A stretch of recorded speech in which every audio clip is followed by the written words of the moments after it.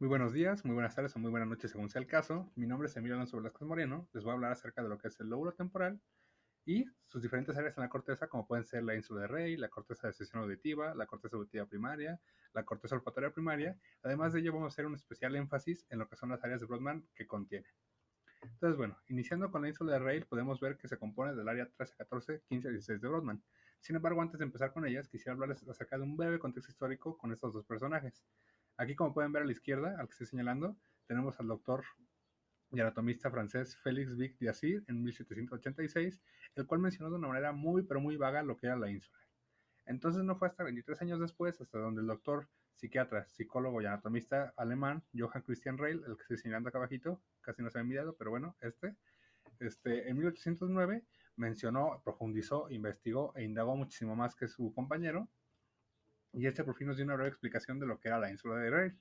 Entonces la definió como un área muy, pero que muy desarrollada, que se encuentra escondida o se encuentra en la profundidad de lo que es la cisura de Silvio o cisura lateral.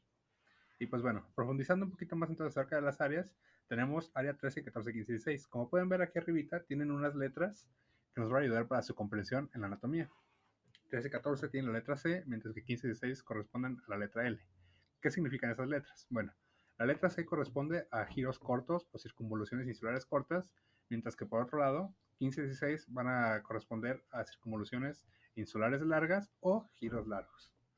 Y pues bueno, si queremos ser un poquito más específicos de qué hacen cada una, dividiéndolo en padres, por ejemplo, 13 y 14 van a tener una estrecha relación con lo que son estructuras límbicas, también van a tener muchísima relación con el área 24 de Brodmann, que corresponde a la estructura del cíngulo.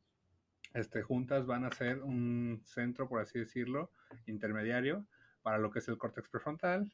Y pues bueno, el área 13 tiene su función es acerca de los músculos del habla.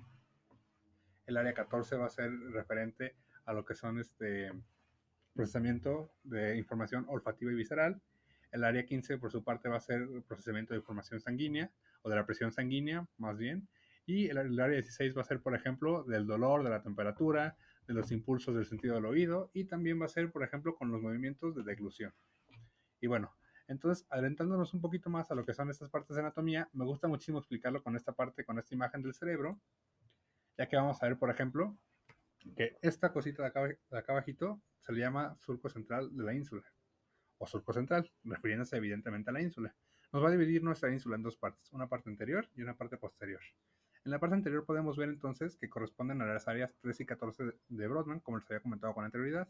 Podemos ver que los giros o las circunvoluciones son un poquito más cortas, por eso se dice circunvoluciones insulares cortas, van a ser tres, anterior, media y posterior. Sin embargo, en contraparte, en la parte posterior tenemos nada más dos giros, pero esos son más largos, las circunvoluciones insulares largas. Y eso nos da, por ejemplo, un total de 4 a 6 circunvoluciones en promedio. Sin embargo, no podemos definir este número, ya que hay que recordar que en cada persona puede ser diferente. Y pues bueno, pasando a explicar un poquito más a profundidad esta imagen de aquí a la derecha, que nos corresponde al surco insular central, podemos ver, como les había comentado, que nos divide en dos partes, una parte anterior, una parte posterior, y en base a ello hicimos esta pequeña tabla de relaciones de cada una. Por ejemplo, en la porción anterior, ya les había comentado, circunvoluciones insulares cortas van a ser tres, anterior, medio y posterior. Va a tener también giros insulares transversos y giros accesorios, y además va a tener una estrecha relación con lo que es el lóbulo frontal. Por contraparte, en la porción posterior, vamos a tener nada más dos giros largos o dos circunvoluciones insulares largas. Va a tener conexiones somatosensoriales, y va a tener una estrecha relación con lo que es el lóbulo parietal y el lóbulo temporal. Por su posición aquí lo pueden ver. Ahora, hablando de sus relaciones, la ínsula tiene muchísimas, pero muchísimas relaciones debido a sus fascículos. Por ejemplo, básicamente son estos tres: fascículo longitudinal superior, fascículo uncinado y fascículo occipitofrontal, que también lo podemos explicar con esta imagen. Entonces, por ello les pido que hagan muchísimo énfasis en lo que es el color rojo, en lo que es el color azul y el color verde. En color rojo tenemos lo que es el fascículo longitudinal superior, en color azul tenemos lo que es el fascículo occipitofrontal, y en color verde tenemos lo que es el fascículo uncinado. Por ello podemos ver que tiene muchísimas relaciones con todo lo que es la corteza y con todo nuestro cerebro. Pasa de igual forma en esta imagen, sin embargo esto es en un corte medial. Eso sería todo acerca de la anatomía. Hablando acerca de sus funciones, tenemos que entender también que la ínsula es una de las partes menos conocidas del cerebro, que se puede deber a su ubicación, como ya se había comentado, está en la profundidad de lo que es la cisura de Silvio, entonces es de muy difícil acceso muchísimas veces, por lo que no está muy bien estudiada. Sin embargo, por todas las relaciones que les platiqué en los fascículos, se sabe que este es un área de alto espectro funcional. Entonces tiene muchísimas, pero muchísimas relaciones. Sin embargo, entre las que más podemos destacar tenemos estas 5 de acá. Van a ser funciones de área primitiva, sensitiva, motora y visceral autónoma, perdonen por ahí trabarme, que básicamente van a ser estímulos olfatorios gustativos. También va a tener mucha relación con lo que es la presión arterial, y no solo ello, sino que también va a tener muchísima relación con lo que es el peristaltismo. Después tenemos el área motora suplementaria, la información auditiva somatosensorial, que esto tiene que ver muchísimo, información auditiva, perdón, y somatosensorial, que tiene que ver muchísimo y con especificidad en la cara, en la boca, la lengua y en los miembros superiores. Después vamos a tener áreas, funciones del lenguaje, y por último, áreas de relevo entre las experiencias empíricas, componente afectivo y el comportamiento. Por ello me gusta muchísimo esta imagen de acá, porque yo veía esto de lo empírico a través del rompecabezas, como lo está haciendo la imagen, ya que cada experiencia va a ser una pequeña pieza que vamos agregando a nuestro gran rompecabezas, y esto nos va a ayudar en la toma de decisiones futuras. Pero bueno, a este punto a lo mejor lo podemos resumir como memoria, iniciativa y afecto. Estas son las clasificaciones funcionales a día de hoy. Sin embargo, muchísimo tiempo en la antigüedad se consideraba muchísimo el estudio de este señor o este doctor que se llama Switchers Kurt et al. Lo que hizo fue dividió nuestra ínsula en regiones funcionales, que son 4 como podemos ver aquí: la región sensoromotora, la región olfatogustatoria, la región socioemocional y la región cognitiva. Sin embargo, les puse esta imagen con un tono amarillento para que entendieran más o menos que realmente esto es antiguo, ya no se utiliza tanto como hoy en día, ya que hoy en día se utilizan todas estas que les mencioné, entendiendo que es un área de alto espectro y que realmente tiene muchísimas funciones, pero las más destacables son estas 5 de acá.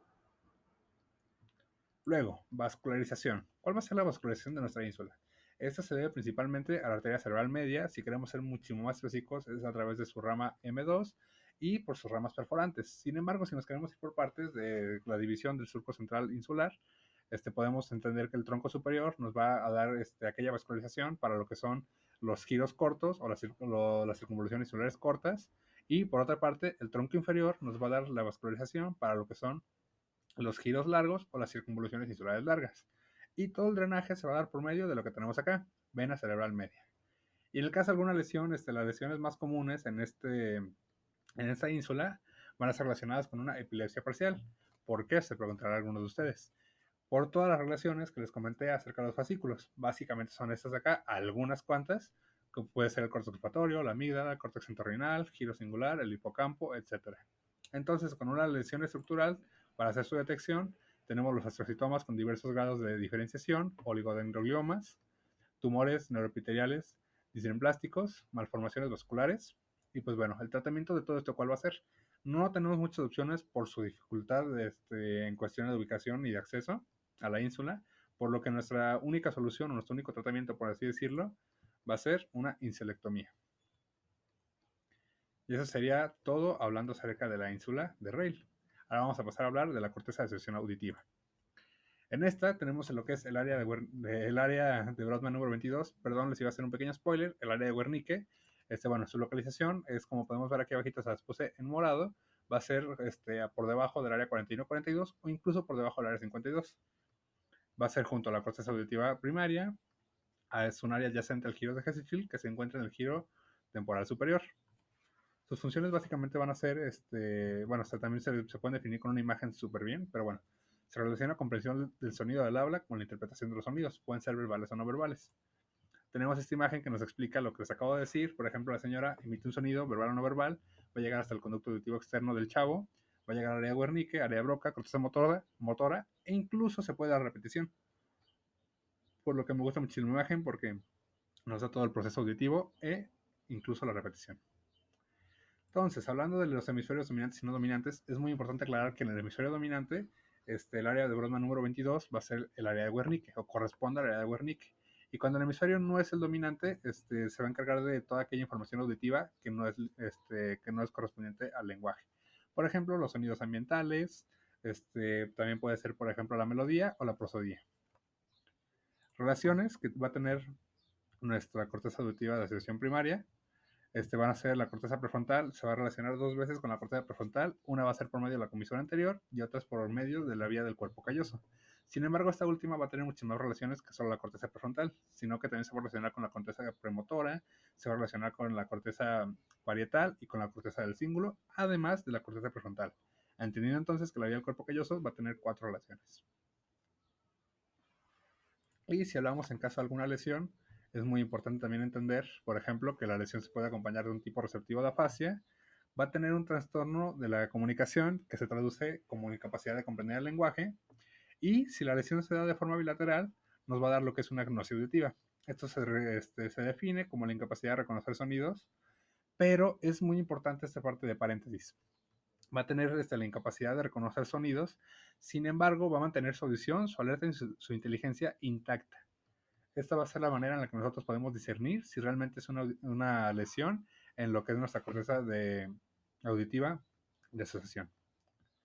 Y pues bueno, también esta parte de acá, esta etiqueta es muy importante. ¿Qué pasa si se da una desconexión de la corteza auditiva de asociación primaria con la corteza, con la corteza auditiva primaria, que corresponde al área número 41 y 42 de Brodmann, como pueden ver aquí? Y pues bueno, lo que pasa es que se da una cosa que conocemos como sordera pura a la palabra, que es la comprensión del lenguaje, sin embargo, se da una mala repetición. Por eso les puse la imagen de Yoda, porque lo podemos relacionar entonces como este personaje que no se le entendía.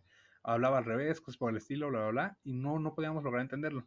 Otra cosa que también nos va a ayudar muchísimo a discernir entre si realmente es el daño aquí o si se dio una desconexión de la corteza de asociación auditiva primaria de la corteza auditiva primaria, va a ser esto que les puse en negritas aquí abajo: comprensión intacta del lenguaje escrito. Por eso la chava que está leyendo.